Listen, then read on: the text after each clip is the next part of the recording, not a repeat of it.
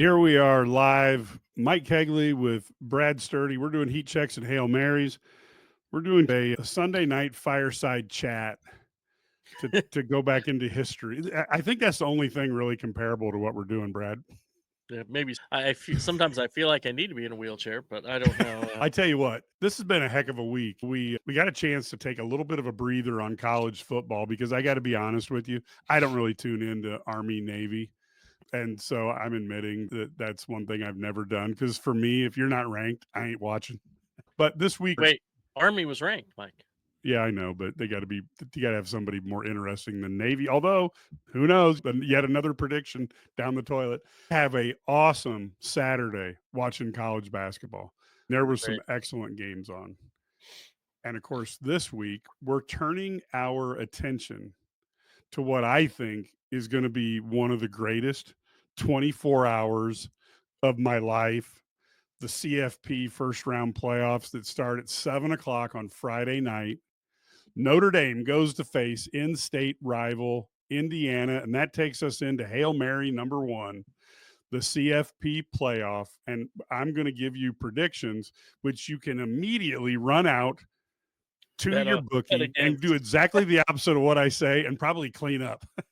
But let's start, Brad. Let's start with the upstart number 10, Indiana Hoosiers facing number 7, Notre Dame Fighting Irish. And I think Indiana's Kurt Signetti should not only be the Big Ten Coach of the Year, I think he should be the National Coach of the Year. Getting double-digit wins for the Hoosiers has never, ever been done before. I think they are the best story going in college football today. I think they should be. I don't know that they are. They might be the best, but they're not. They're definitely not getting the hype that other teams have gotten. But Yeah, I agree with you completely. He's Big Ten and National Coach of the Year. Totally agree. yeah. Now, Notre Dame, on the other hand, has played extremely well since their humiliating defeat at the hands Well, of the Northern Illinois Huskies. I had to mention that. And that's just for Tony Cordero, right? that was my ode to Tony Cordero, our producer, who has Eh, Notre Dame tattoos throughout his body. I'm trying to get him to get a little teardrop with an ND inside of it. He's still on the fence on that. So I think Indiana is I think it's a tough team. But Brad, as much as it pains me to say this because fans know that I'm a big baby when it comes to Notre Dame, I don't like them. But I think Indiana's Cinderella story is going to come crashing down to an end Friday night at the hands of the Fighting Irish. Yeah, I do too. I was planning on going to this game just for entertainment. I was going to make the trip to South Bend and then go down to Columbus for Saturday. That was Sounds my plan, but I got to work Friday night. Something came up, so it happens. But and then I got the bragging rights game Sunday. That would have been a heck of a weekend. But that would have been I a kind great of weekend. I agree with you. I really agree with you. I think Notre Dame is playing much better. Obviously, they've shown that they can lose though, and I think this is going to be a good game. I think there's going to be some points put up by both teams, and but I think Notre Dame wins the home game. It does make a difference. I really think that matters in this one. I totally agree with you, and I do think it's really a challenge for this Indiana team to be in this type of environment. They've done that once with Ohio State, and now the ratchet goes up even higher in terms of pressure. The winner goes to the All-State Sugar Bowl and faces Georgia on New Year's Day at 7:45 p.m.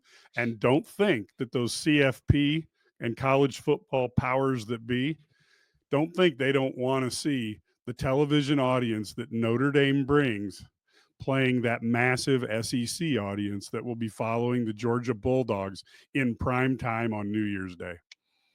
Huge ratings. Yeah. Now, next up on Saturday morning. So basically, I'm trying to figure, I'm probably going to do pizzas on Friday night. So then It's all next about up the on, food. oh, I'm already planning this out. I can't wait. So next up on Saturday morning at 11 a.m. is the matchup where the Dallas-based SMU Mustangs, ranked number 11, will go up to face number 6 Penn State at Beaver Stadium with the expected temperature somewhere in the high 20s. Now, I think Kevin Jennings and the Mustangs offense is pretty impressive. I am not certain that they're going to be able to deal with that Nittany Lion defensive line. I think that is going to be a problem, and I'm not certain how they're going to stop that Penn State rushing attack. I agree. I think Penn State will win this game. They're just better. They have more talent. They are more physical up front. They're going to be able to run the ball. They're going to be able to stop the run, which hurts SMU. I think SMU's good. Their quarterback's he's an athletic dude, and he made some play. His second half against Clemson was pretty special. First half, not so much. The last they made that comeback, and but I just don't see how they lose to. I don't see how Penn State loses. But I will also say Penn State has a tendency historically with James Franklin at the helm to find a way to lose some games like this. Yes. No, I think the Nittany Lions win this one. Yeah, I think this is another intriguing matchup, and if Penn State wins this, they go to Boise to play Boise State in the Verbo Fiesta Bowl on New Year's Eve. You've got again another interesting game there, and folks, I have to throw down a warning to you. This SMU team has dollars behind it that even the Texas Longhorns and the Texas A&M Aggies, even their boosters are respectful of the pockets of SMU. So I don't think that SMU is a one-year anomaly. I think this thing is going to start cranking up. Yeah, now they can do it legally.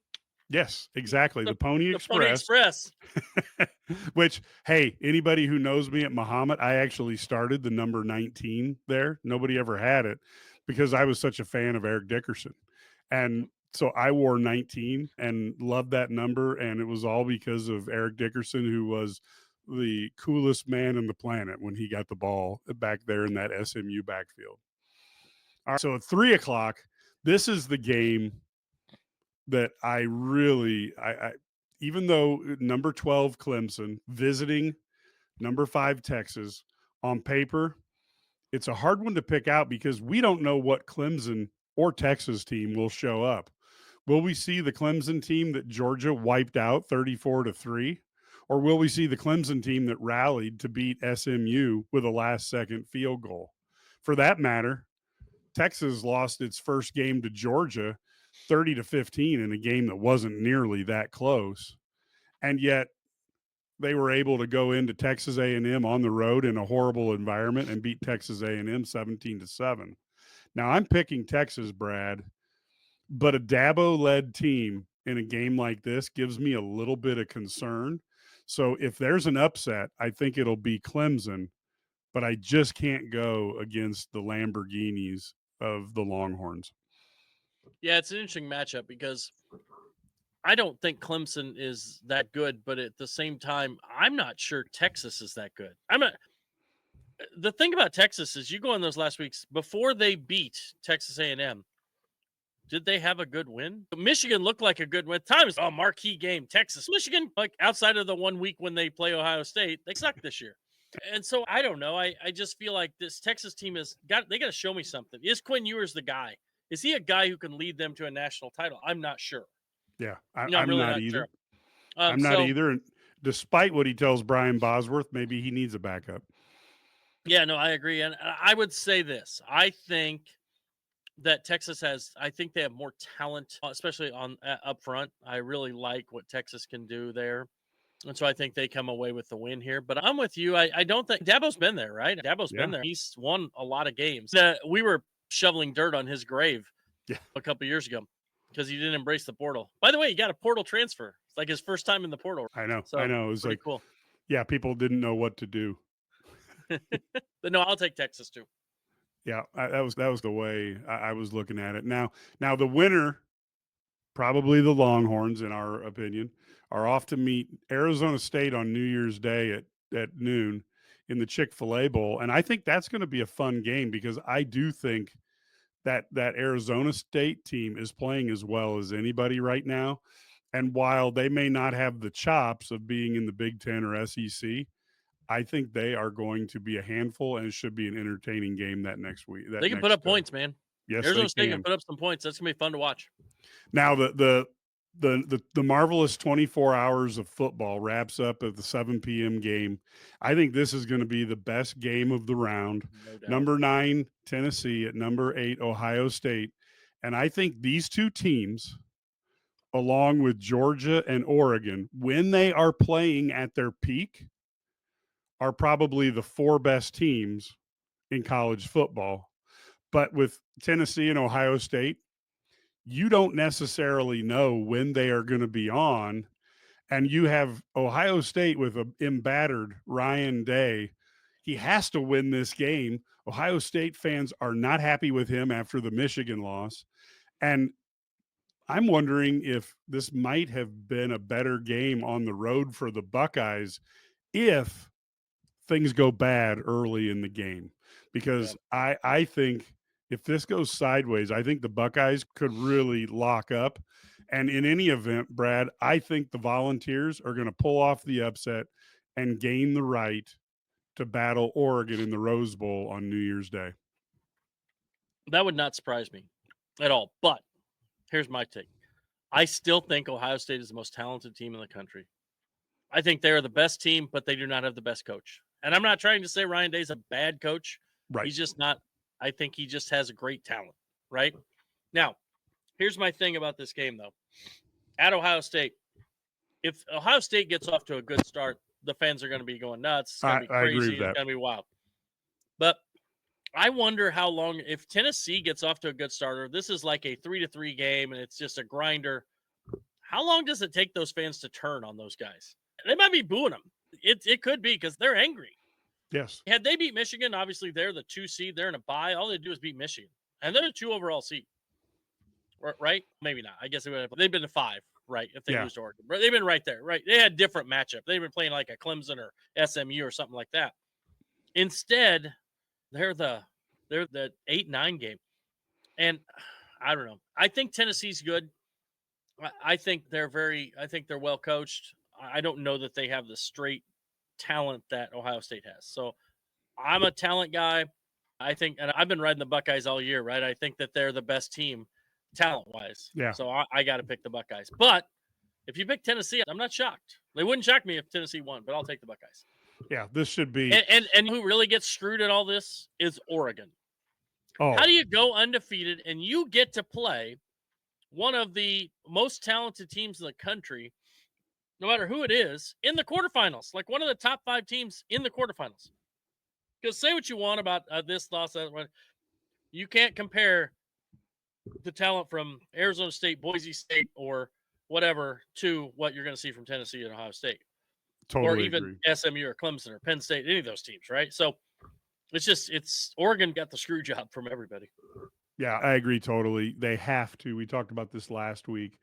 They have to go ahead and they have to do something in the lines of taking care of the teams in a rank order, not based on if you won a conference or not. So I tell you what, I'm thinking pizza on Friday night. And then I'm thinking, the early afternoon lunch on Saturday, I'm thinking chili. Oh, I was thinking that too. I think that's a great call, Mike. And then I'm going to wrap it up in the evening with a pasta and some garlic bread. You could go with some like chili mac. Then Oh, we could do that too. We do leftover enjoy chili. that as well. People who don't have Steak and Shake or Skyline Chili are questioning what we're talking about, but trust me, the chili mac at Steak and Shake is worth its weight in gold. Yes, exactly. Or if you weigh a lot, you weigh a lot. But anyway, this is America is greatest, at least until the next round when we start it all over again. I can't wait. This is so fantastic. Now let's move on to Hail Mary number 2. Heisman Trophy thoughts. Brad, we saw Travis Hunter. He a wide receiver and a cornerback, a two-way player from Colorado. I really thought the last time I remember a wide receiver and cornerback being an impact player at both positions was back in the late 80s when Roy Green did it I believe he did it for the Eagles at the time, maybe even the Cardinals he might have done a little. And I will say Boise State's Ashton Genty, he was the runner-up. I thought both players actually deserved the Heisman, and in most years, Genty probably would have won it. So far he's got the fourth most rushing yards in FBS history. He still has one more game to go, and if he gets over 131 yards, he actually breaks Barry Sanders' record. He's doing it in more games, but he has less rushing attempts than Barry Sanders had. Unfortunately for Genty, this year featured the one player who was one of the top players at two different positions. I thought the interesting thing about Hunter was he was the first Big 12 player ever to be first team all conference on both sides of the ball in the same season. He's the first defensive back to win it since Charles Woodson in 97 and the first wide receiver since Devonta Smith in 2020. And he played 1,356 plays, more than 434 more plays than the guy who was in second place behind him in the FBS. So to me, I thought the fact that he was a dominant defensive back, he was a standout wide receiver. His ability to affect the game from either side of the ball was why he won. And Genty was amazing, has nothing to be embarrassed about. But this just happened to be the one year that somebody, an anomaly, was there in front of Genty.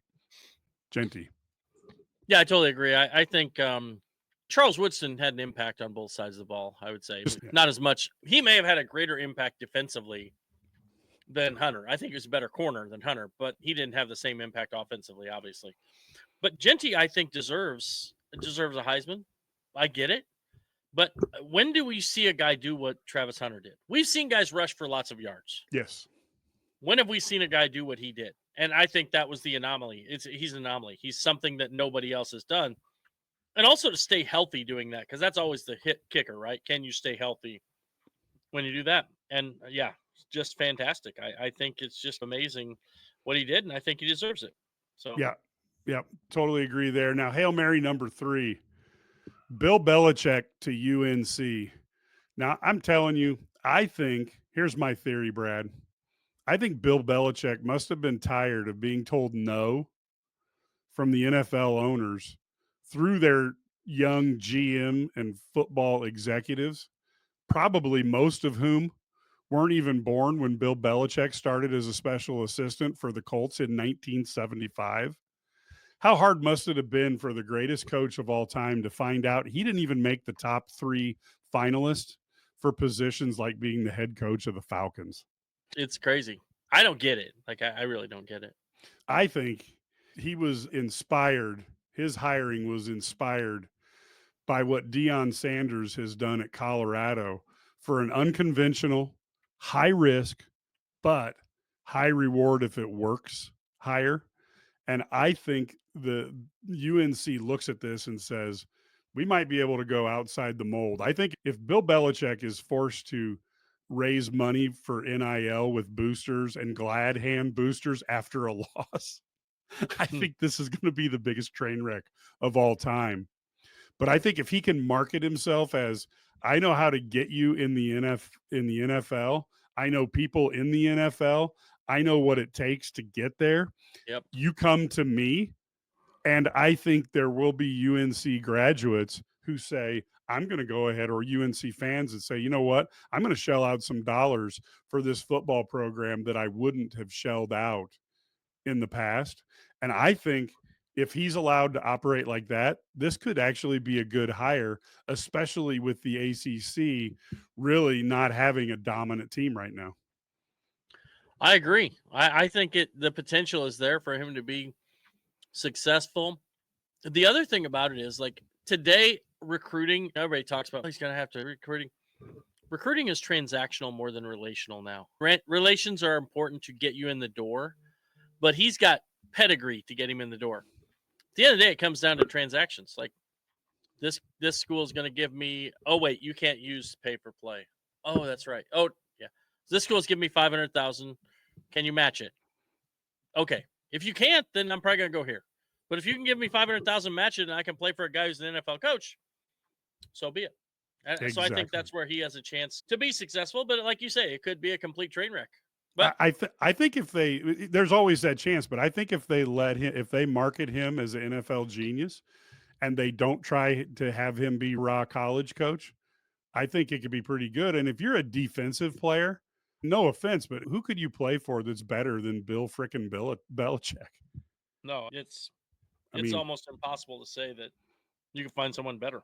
yeah, heck, if Tom Landry was here, he couldn't say he's better than Bill Belichick. So I don't know. I think this could be depending on how flexible they are and how willing they are to let Bill run it the way he wants to, this could be I think, like I said, it's a high risk, high reward, but I think the reward could be really high. And if North Carolina has a good transfer class through the portal, maybe they're 10 and And 2, and 11 and 1 next year. this could set the stage for what's gonna happen with future hires, because 'cause you're gonna see more of this happen now. It's okay, let me go get a guy who can really coach.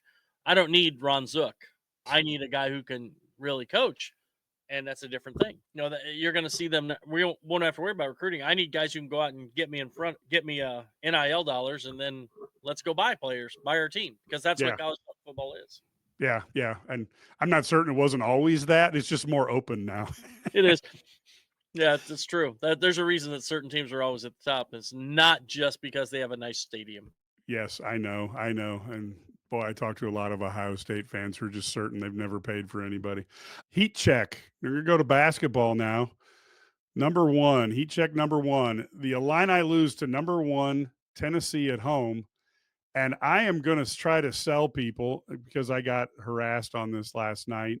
I think that this team's developmental journey is a big deal. And I had several thoughts as I watched the game. And I'm going to tell you, we at Illini Guys, Big Sports Radio, we've repeatedly said this is an Illini team that has great potential. If the team is successful at coming together as 10 players who've never played with one another before and only have one current player who's even played in the Big Ten.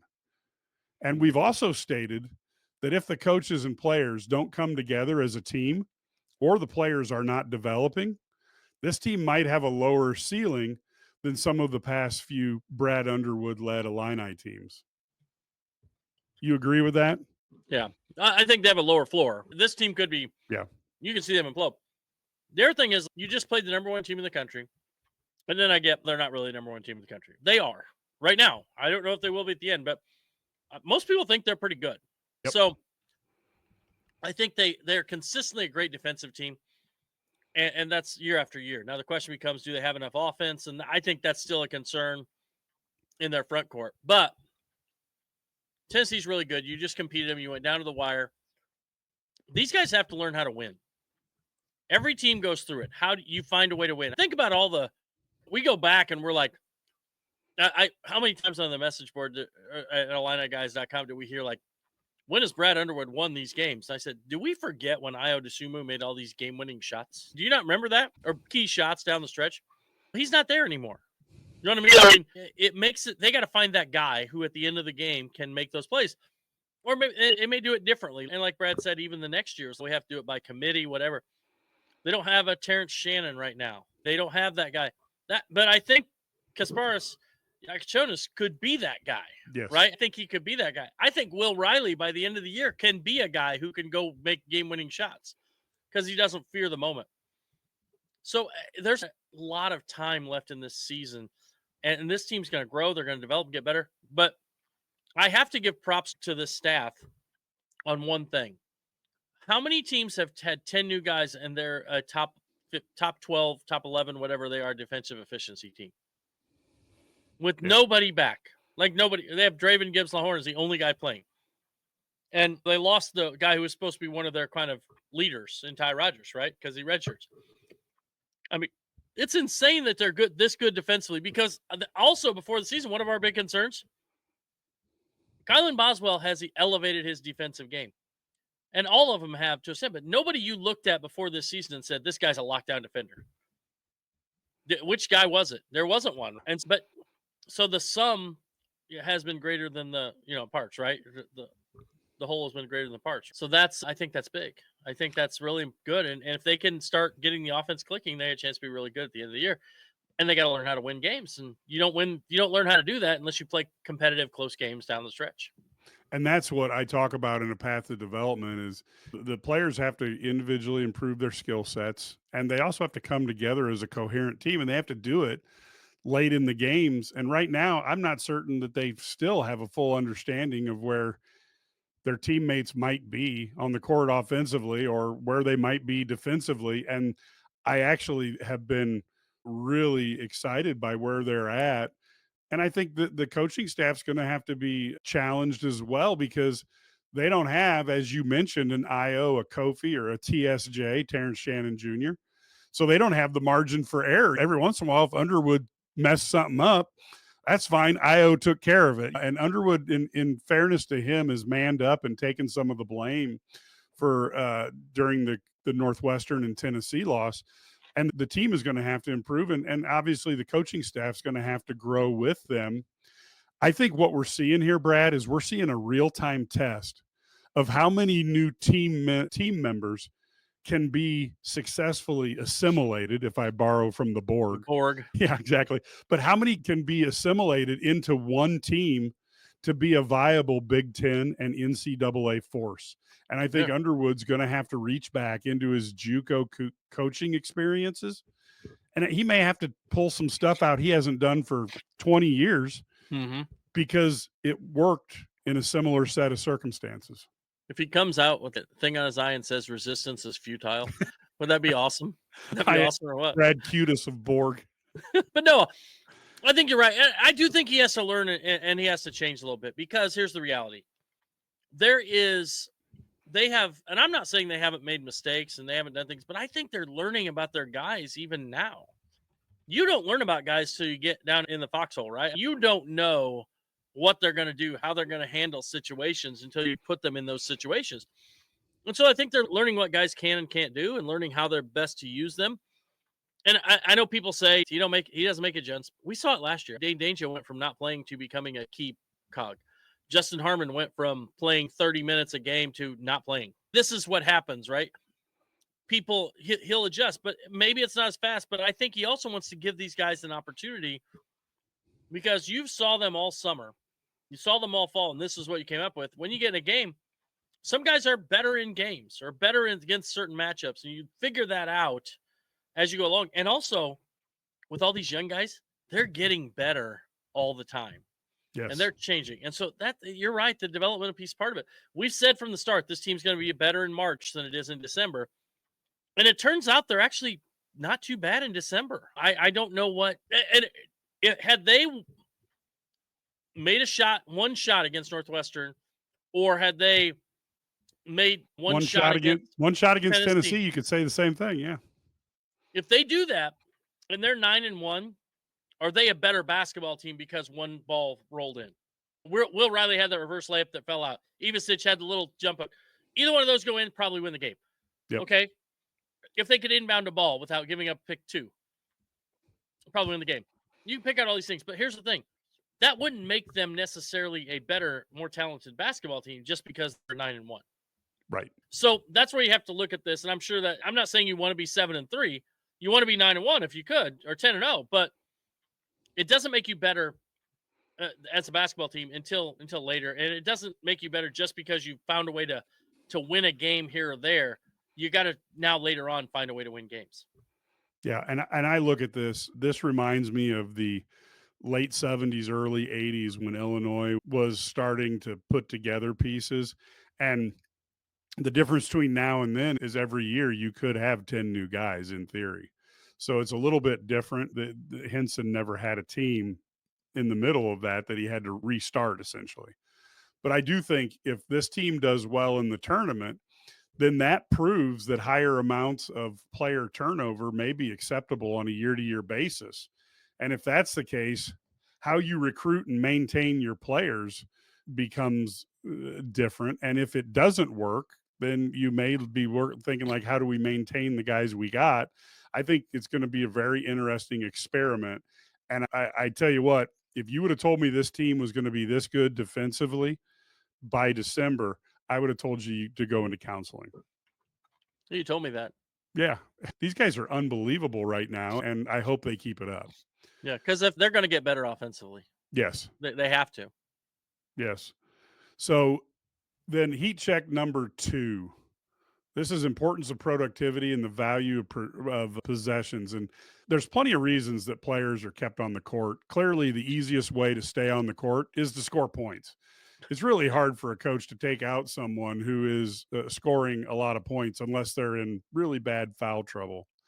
But the reality is there's many opportunities for players to contribute, even when their scoring punch is at powder puff levels. The importance of statistics and particularly within the definition of creating additional possessions for your team or limiting possessions for your opponent is critical. And Brad, there's two areas that I'm going to talk about to get your reaction on one. The first one is rebounding. If a player's on the floor, there needs to be an emphasis on that aspect of the game, not just the stat stuff, because nobody cares if you have 27 rebounds. But what I look at is those rebounds. Do they allow the Illini more chances at scoring?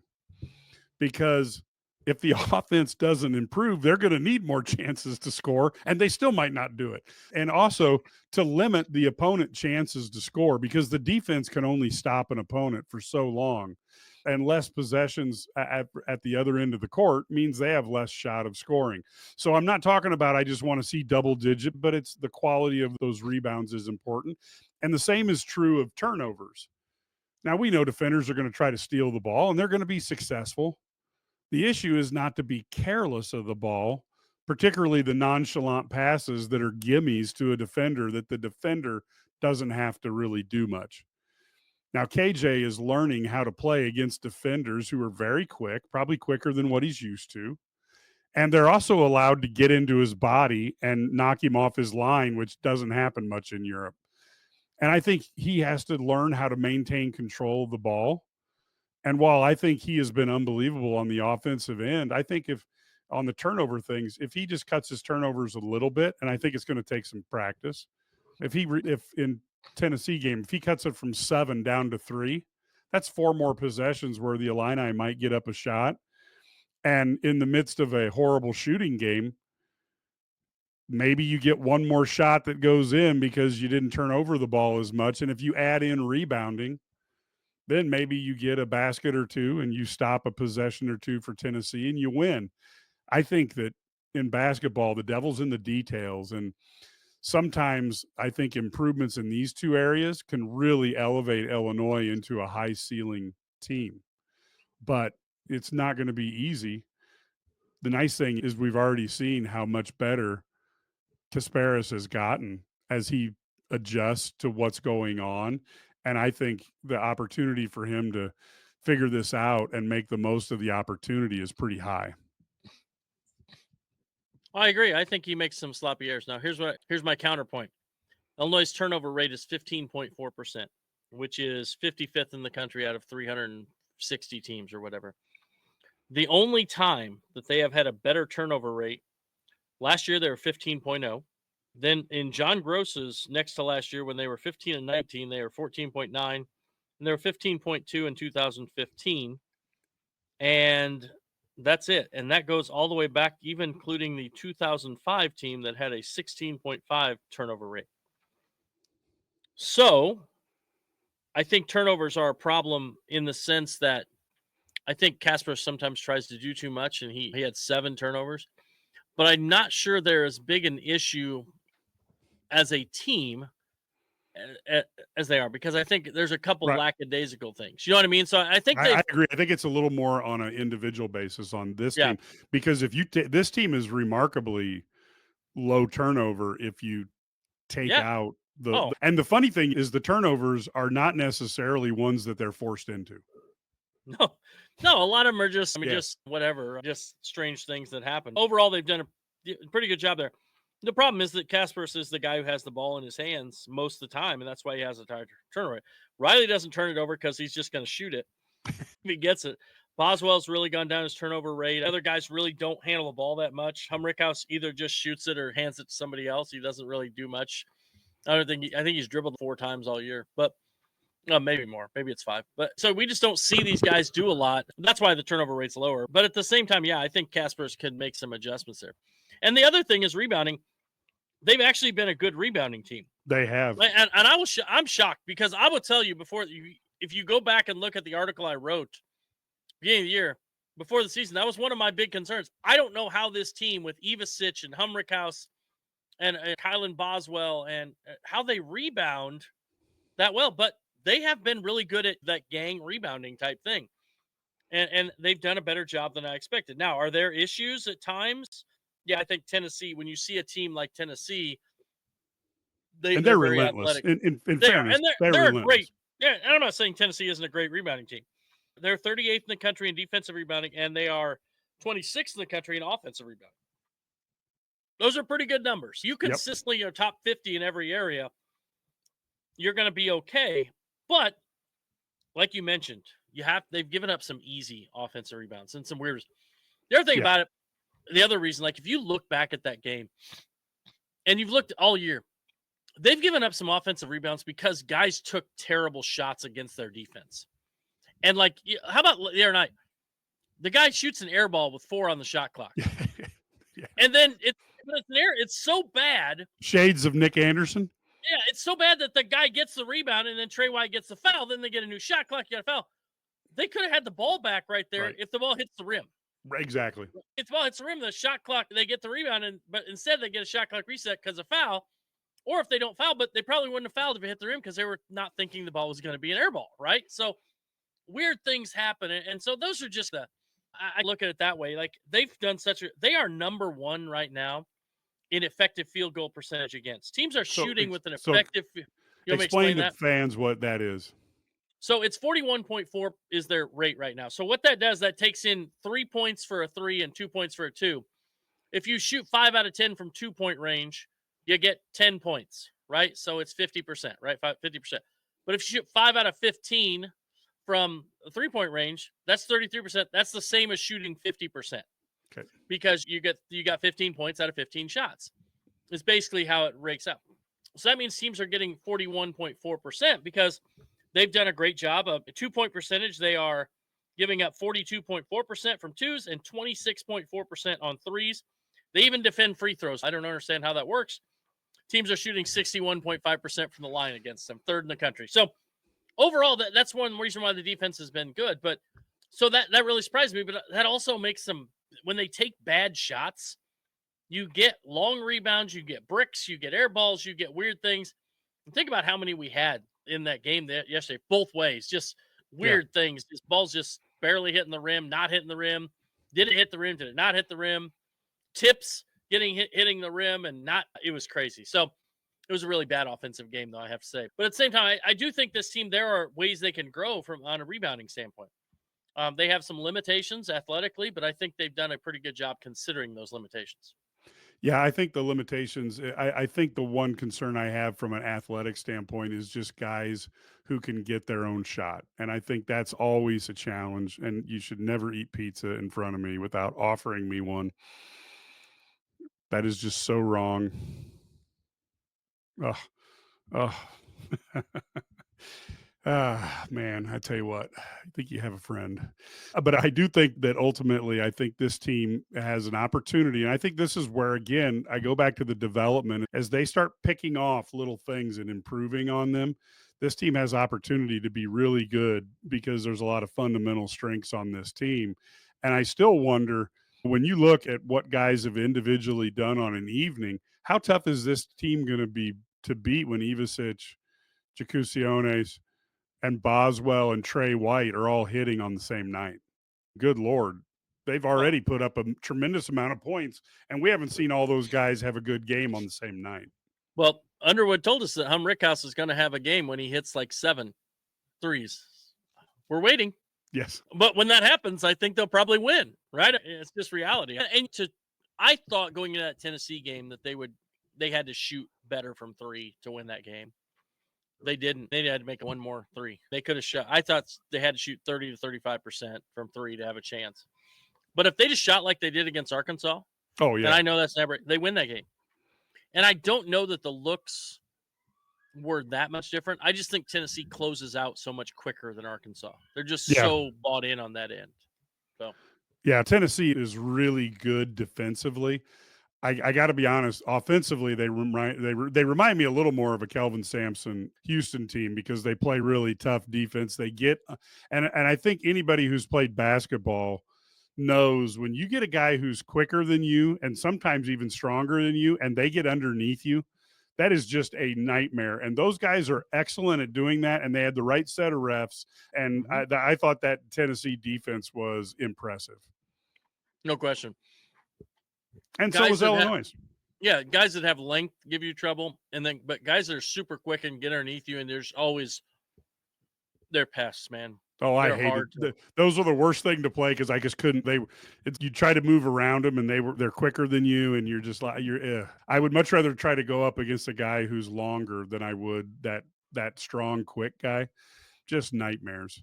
So let's go on to our final subject, Hail Mary number 4.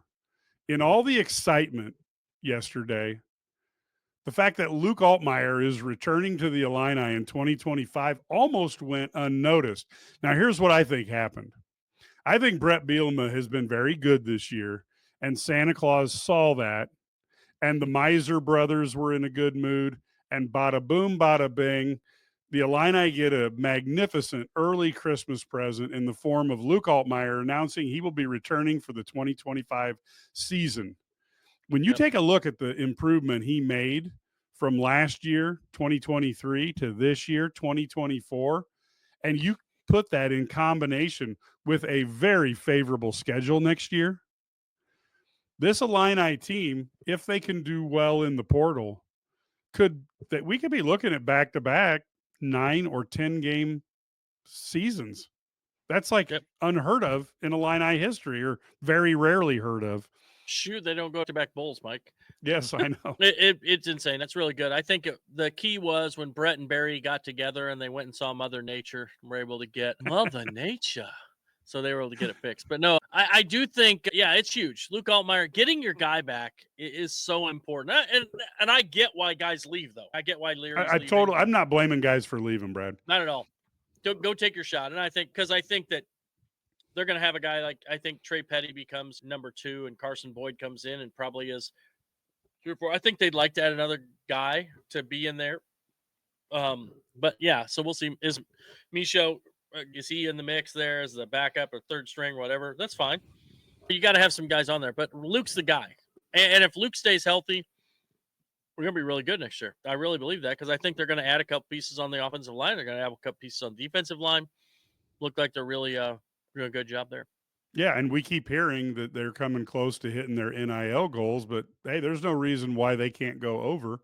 So if you happen to be a billionaire, they have hit their $6 million goal for next year, which is but if you're a billionaire and you have some extra money, I am going to go right now, and I'm going to go on record as saying Josh Whitman and Brett Bielema will not stop you from signing a check.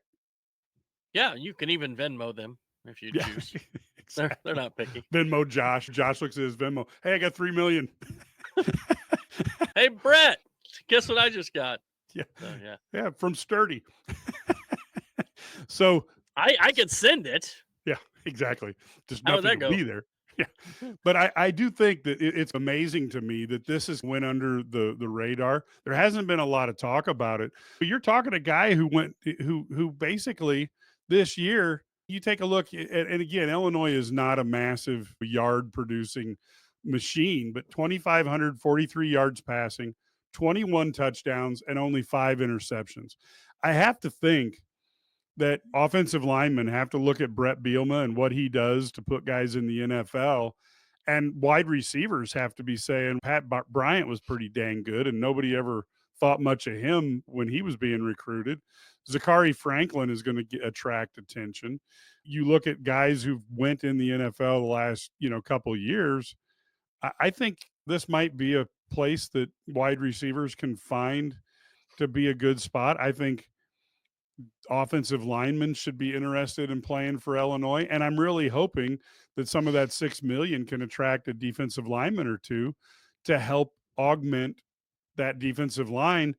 And when I see what they're doing, you have to look at this and you have to say, Aaron Henry, for all the complaining Illini fans do, this defense wasn't supposed to be very good. It was supposed to be paper thin defensive line with paper thin linebackers. And yet somehow they win 4 out of 5 one-score games, and they end up 9-3. Not a bad job. Oh, I thought coaching staff did a really good job. Really, there was only one game that I feel like they could have won that they lost. I guess they could have won at Penn State, but reality, they were in the game there. They weren't beating Oregon. They could play them 100 times. They'd probably win one. But the reality is the Minnesota game was the only game they gave away where I felt like they didn't play their best. Didn't do a good job. But when you can bring it And I think probably if you look at this, they competed, they brought it in 10 out of 12 games. Maybe not the second half against Purdue, but second half against Purdue and the Oregon game, really the only games where you look and say, and in Minnesota, those are the only games that I look at it And because I got to be honest with you, that's Minnesota. hard to do. I'm of two minds on the Minnesota because that team was better than I thought they would be. And they're Yep. getting a lot of looks NFL draft wise for three different players, I think. I'm not a PJ Fleck guy, but again, I'm not saying Illinois should have lost that game, but I think Minnesota, that loss looks much better than Alabama going into Oklahoma at 5-6 and losing by 3 touchdowns. I don't think there's any doubt about that. And being mad that they were held out of the CFP. So, Brad, any final thoughts as we wrap up this show? And we'll obviously we'll release this as a podcast and a YouTube video, but we thought we would do it live. And look, guys, this is the brand. Brad and I don't agree on everything, but we get along and we have fun with it. If you like this type of stuff, you really should tune into the Illini Guys Sports Spectacular, our Illini centric radio show. You can get that on 23 stations across the state of Illinois on Fridays or Saturday. Go to IlliniGuys.com, hit the radio button, see what's closest to you. If you don't have time to listen to it on the radio, you can get it from your favorite podcast distributor. Just subscribe to it so it gets delivered right to your smartphone. We also do Big Sports Radio.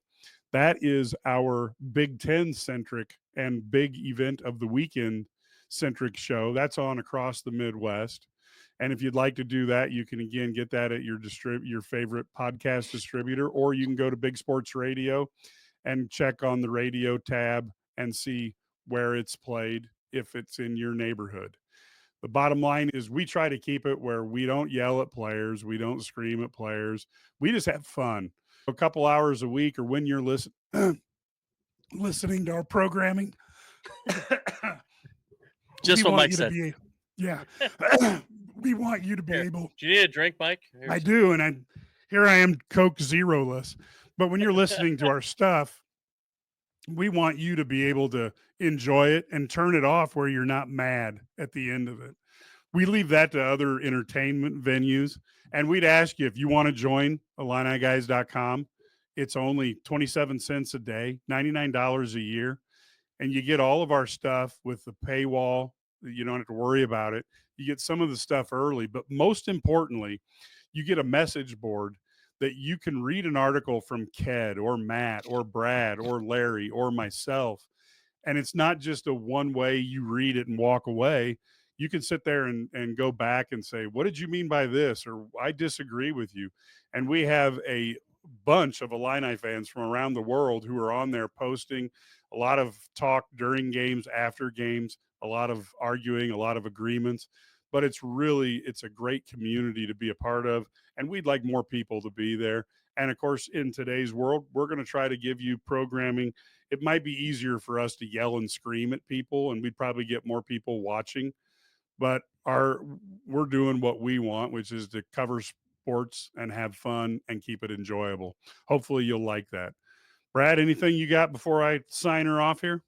Yeah, no, I think this is a huge month for Illinois sports. I think from when you go through the bragging rights game and then starting it off the Big Ten, and then you have football playing in such what a huge fun time. The women's basketball team Yes. clicking. They got to get healthy, but they're clicking, playing well. They're on a good pace, 9-2 just right now. It's fun. It's a good time to be following Illinois athletics. It's a good time. They're in a good place. They really are, and the future's very bright with the current people they have in place in many of the sports. So should be a lot of fun to keep your eye open and join Illini Guys and come see what we have to say and give us what you have to say. Yeah, that's what we want. That makes it a little different. We really enjoy that interaction with our subscribers. We have a lot of the subscribers that we consider friends, and that's why we did this. And then one final thing, of course, we try to do live halftime shows when we can. Most of the games we will do that, and I can tell you the Missouri game, we're working on a guest for the Missouri halftime game. So we will see if we can get a guest on, and we try to make it really fun. A few weeks ago, we had Grant Bierman, when the 4-star linebacker that Illinois needs so badly, when he flipped from Purdue to Illinois, he came on halftime, and we got a chance to see what a fantastic kid he is. And I'll try to get ex-Illini and other people to come on during halftime and have some fun and make it enjoyable. And we try to make it a good experience for Illini fans. And then you don't have to listen to the talking heads unless it's Steve Bardo, since he's an Illini alum. Then you can stay tuned in. But if it's not Bardo, turn on us at halftime. We'll keep you entertained. Or obviously Brian Barnhart. We don't want to cut into Brian's business, Brian and Dion, because Dion's way bigger than us. So with that, folks, we will tell you thank you so much for listening and watching. We will be back next Sunday night. Until then, man, keep moving forward.